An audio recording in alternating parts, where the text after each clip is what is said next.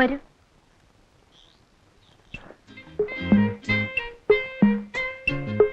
മുറിയിലേക്ക് വന്നതിൽ തെറ്റുണ്ടെങ്കിൽ ക്ഷമിക്കണം. ഇരിക്കൂ.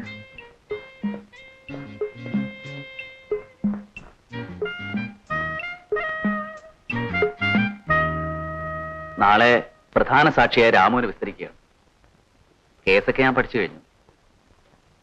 ഇനി വാദിക്കാനുള്ള ഒരു ഉന്മേഷമാണ് ആവശ്യം. അതിന് അല്പം വീര്യം പകർന്നു തരാം. ഇവിടെ ഡ്രിങ്ക്സ് ഒന്നും വാങ്ങി വെക്കാറില്ല, കുടിക്കുന്നവരുമില്ല. ക്ഷമിക്കണം. ബ്രാൻഡിയും വിസ്കിയും ഒക്കെ ആർക്ക് വേണം? അതിൽ നിന്നൊന്നും വീര്യം കിട്ടാതായപ്പോ ഞാനതങ്ങ് നിർത്തിക്കളഞ്ഞു.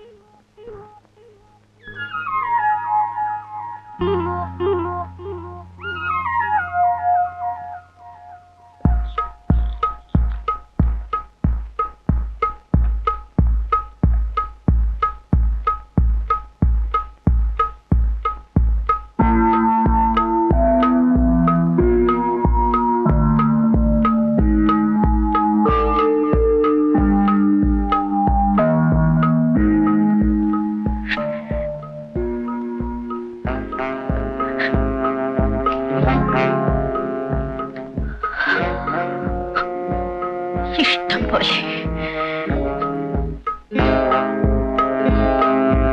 ഇല്ലെങ്കിൽ ചിലപ്പോൾ നിങ്ങൾ എനിക്ക് വേണ്ടി ഇനി വാദിച്ചില്ലെന്ന് വരും.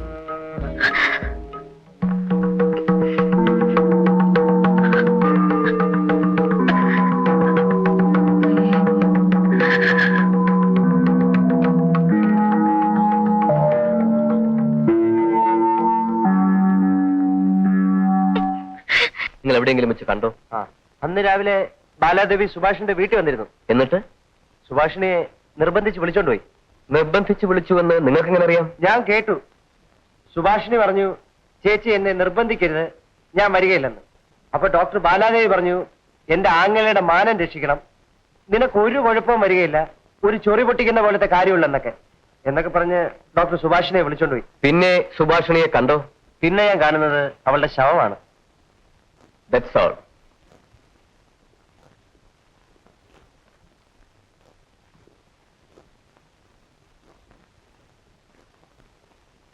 നിങ്ങളുടെ മുഖത്ത് ഈ പാടെങ്ങനെ ഉണ്ടായി? എന്നെ നോക്കി പേടിപ്പിക്കാതെ മുറിവ് എങ്ങനെ ഉണ്ടായെന്ന് പറയൂ.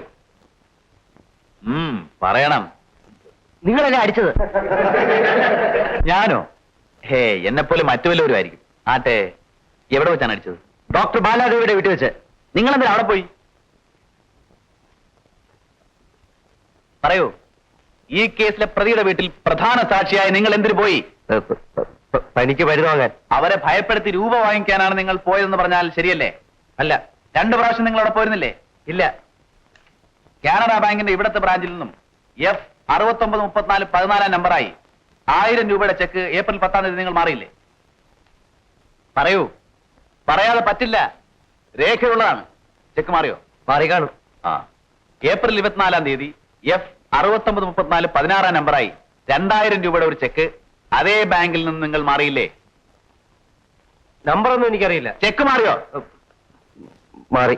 വീണ്ടും ഡോക്ടറെ ഭയപ്പെടുത്തി പണം വാങ്ങിക്കാൻ ചെന്നപ്പോഴാണ് എന്റെ മുഖച്ഛായയുള്ളയാൾ നിങ്ങളെ തല്ലിയത്, അല്ലേ? പറയണം. കുറച്ച് വെള്ളം വേണം. Let him have some water. Yes.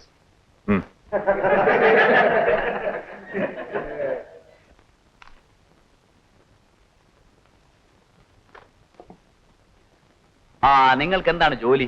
കൃഷി. എന്ത് കൃഷി? പറയണം മിസ്റ്റർ. നെല്ലോ തേങ്ങയോ കുരുമുളകോ കപ്പയോ വാഴയോ എന്താന്ന് വെച്ചാൽ പറയണം. അങ്ങനെയുള്ള കൃഷിയൊന്നല്ല. പിന്നെ എങ്ങനത്തെ കൃഷി? ഈ റേഷൻ കാർഡിന് അപേക്ഷിക്കാനോ വല്ല കച്ചേരിയിലൊക്കെ പോകുമ്പോൾ ജോലി കൃഷിയാണെന്ന് പറയും. അത് ശരി. ചില സ്ഥലത്ത് മറ്റൊരു കാര്യത്തിനും കൃഷി എന്ന് പറയാറുണ്ട്. ആ കൃഷിയാണോ? ആട്ടെ, സുഭാഷിണിയുമായിട്ടുള്ള നിങ്ങളുടെ ബന്ധം എന്താണ്? അവള് എന്റെ മുറപ്പെണ്ണാണ്. നിങ്ങളെയും സുഭാഷിണിയെയും കൂടി ഹോട്ടൽ സ്റ്റാർ ഇന്റർനാഷണലിൽ വെച്ച് ആരെങ്കിലും കണ്ടെന്ന് പറഞ്ഞാൽ ശരിയാണോ? അല്ല. കഴിഞ്ഞ ജനുവരി 7-ാം തീയതി രാത്രി ഹോട്ടൽ സ്റ്റാർ ഇന്റർനാഷണലിലെ 13-ാം നമ്പർ മുറിയിൽ സുഭാഷിണിയെ കൊണ്ടുവിട്ടത് നിങ്ങളല്ലേ? ആ ഹോട്ടൽ വിളിഞ്ഞെടുക്ക്. പറയൂ. ഹോട്ടൽ സ്റ്റാർ ഇന്റർനാഷണലിലെ 13-ാം നമ്പർ മുറിയിൽ സുഭാഷിണിയെ കൊണ്ടുവിട്ടില്ലേ? അതെ. അവൾക്ക് അവിടെ ഒരാളെ കാണണമെന്ന് പറഞ്ഞു. അന്ന് നിങ്ങളും 13-ാം നമ്പർ മുറിയിലാണോ കിടന്നത്? ഞാൻ ഹോട്ടൽ ജോലിക്കാർ കിടക്കുന്നിടത്ത് കിടന്നു തുടങ്ങി. രാവിലെ സുഭാഷിനെയും വിളിച്ചുകൊണ്ട് തിരിച്ചു പോന്നു അല്ലേ? അതെ. സ്ഥലം ടിവിയിലും ഒരു ദിവസം സുഭാഷിനെയും വിളിച്ചുകൊണ്ട് നിങ്ങൾ പോയിരുന്നു. ആ ഡേറ്റ് ഒന്ന് നോക്കി പറയൂ. ടിവിയിൽ ഒരു ദിവസം പോയിരുന്നില്ലേ? ഞാൻ ഓർക്കുന്നില്ല. നിങ്ങൾ സുഭാഷിനി മരിക്കുന്നതിന് 3 ദിവസം മുമ്പ് സിറ്റി മെഡിക്കൽ സ്റ്റോറിൽ പോയി ഒരു മരുന്ന് വാങ്ങിച്ചോ? ഇല്ല. കമ്പൗണ്ടർ കൃഷ്ണൻ കുറിച്ചെന്ന ചിറ്റ് കൊണ്ട് കൊടുത്ത് മരുന്ന് വാങ്ങിച്ചില്ലേ? ഇല്ല. നിങ്ങൾ വാങ്ങിച്ച മരുന്നിന് തന്ന ബില്ലിന്റെ കോപ്പിയാണിത്. എർക്കോഡ് എന്ന മരുന്നാണ് നിങ്ങൾ വാങ്ങിയിരിക്കുന്നത്. നിങ്ങളുടെ പേരല്ലേ ഈ ബില്ലിൽ എഴുതിയിരിക്കുന്നത്? അതെ. ആർക്ക് വേണ്ടിയാണ് ഈ മരുന്ന് വാങ്ങിയത്? ചോദിച്ചതിന് ഉത്തരം പറയണം മിസ്റ്റർ. സുഭാഷിണിക്ക് വയറ്റുവേദനയാണെന്ന് പറഞ്ഞു. നിങ്ങളെ പോലീസ് കണ്ട് ചോദിച്ച് മൊഴിയെടുത്തോ? എടുത്തു. അങ്ങനെ പോലീസിന് മൊഴി കൊടുത്തപ്പോ നിങ്ങൾ സുഭാഷിണിയെ ഹോട്ടലിൽ കൊണ്ടുപോയ കാര്യം, ടിബിയിൽ കൊണ്ടുപോയ കാര്യം, അവൾക്ക് മരുന്ന് വാങ്ങിക്കൊടുത്ത കാര്യം, ഡോക്ടറോട് പണം ചോദിച്ച കാര്യം എല്ലാം പറഞ്ഞിരുന്നോ? ഇല്ല അല്ലേ? ഞാൻ പറഞ്ഞ പോലെ അല്ലല്ലോ പോലീസ് എഴുതിയിരിക്കുന്നത്. ആ, ദാറ്റ്സ് ഓൾ യുവർ ഓൺ.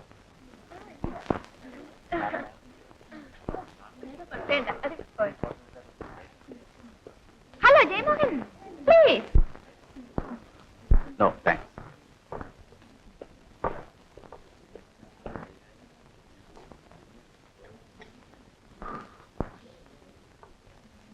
ഒരു ഫ്രഷ്ലേ.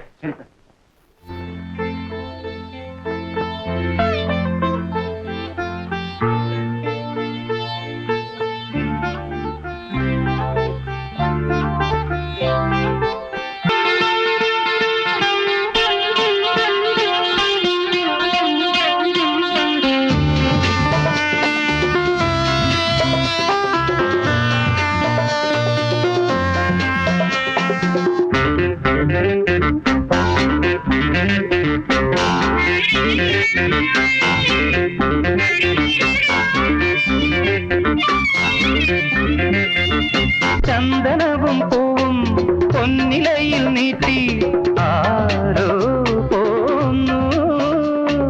ചന്ദനവും പൂവും പൊന്നിലയിൽ നീട്ടി ആരോ പോന്നു. ഈ സന്ധ്യ പുഷ്പം പോ നീ പുഞ്ചിരിക്കുമ്പോ ശാലീനമാമിൻ ഈണങ്ങളിൽ ചാലിച്ചതെല്ലാം സിന്ദൂരമായി മിഴിയിൽ മീൻ പിടഞ്ഞു, മൊഴിയിൽ തേൻ കിനിഞ്ഞു. പറയൂ നിൻ നെടുവീർപ്പിൽ ഒരു പൂവിരിയും ശ്രുതിയോ ദേവി.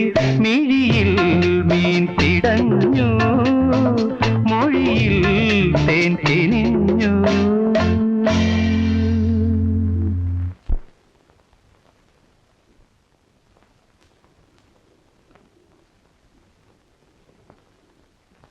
ഇരിക്കും.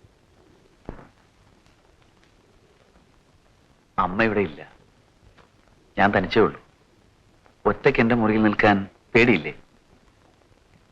കേസിന്റെ വിചാരണയൊക്കെ കഴിഞ്ഞു. ഇനി ആർഗ്യുമെന്റ്സ് മാത്രമേ ബാക്കിയുള്ളൂ.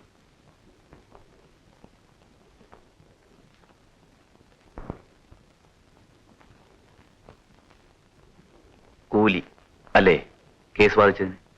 എനിക്ക് ചെയ്തതെന്ന ഉപകാരം ഞാൻ ഒരിക്കലും മറക്കില്ല. അതിന്റെ തെളിവാണല്ലോ ഫീസ് കൊണ്ടെത്തുന്നത്. ഫീസ് തന്നതുകൊണ്ട് എന്റെ കടപ്പാട് തീരില്ല. ഏതായാലും ഇനി ഇഷ്ടം പോലെ എന്ന് പറഞ്ഞ് കീഴടങ്ങേണ്ട കാര്യമില്ല. എന്റെ ഫീസ് പണമായിട്ട് തന്നെ തന്നു. എന്നിൽ നിന്നും അപമര്യാദയായി വല്ല പെരുമാറ്റം ഉണ്ടായിട്ടുണ്ടെങ്കിൽ മാപ്പ് ചോദിക്കുന്നു. ബാല മര്യാദയില്ലാതെ ഒരിക്കലും പെരുമാറിയിട്ടില്ല. പെരുമാറിയത് ഞാനാണ്. എന്നോട് അല്പം ദയ കൂടെ കാണിക്കണം. എങ്ങനെ? ഇത് വാങ്ങണം.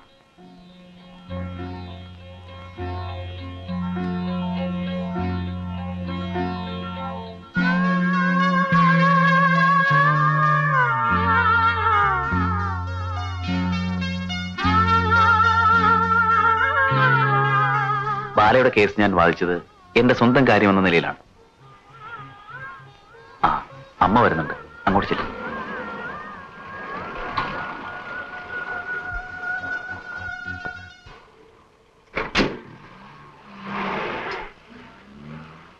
അല്ല, ഡോക്ടറെ കണ്ടിട്ട് കുറെ നാളായല്ലോ. കേസിന്റെ കാര്യത്തിന് ഫോൺ ചെയ്യാറുണ്ടായിരുന്നു. ആങ്ങള അമേരിക്കയിലാണ് അല്ലേ? ആ, ജയം പറഞ്ഞു. കേസ് എങ്ങനെ വരും? വിധി പറയുന്ന ദിവസം അടുക്കും തോറും വല്ലാത്ത ഭയം. ദൈവം നിന്നെ സഹായിക്കും, പേടിക്കണ്ട മോളെ. എന്റെ കാര്യം തന്നെ ആലോചിക്കും. എല്ലാ വിധത്തിലും ചീത്തയായി നടന്നവനാണ് ജയൻ. ഞാൻ എല്ലാം ദൈവത്തിൽ സമർപ്പിച്ചു. ഇപ്പോൾ അവൻ കുടി നിർത്തി, സന്ധ്യയ്ക്ക് മുമ്പ് തന്നെ വീട്ടിൽ വരും. ഇപ്പോൾ അവൻ ഒരു ചീത്തത്തരവും ഇല്ലെന്നാണ് പലരും പറയുന്നത്. എന്തൊരു മാറ്റം!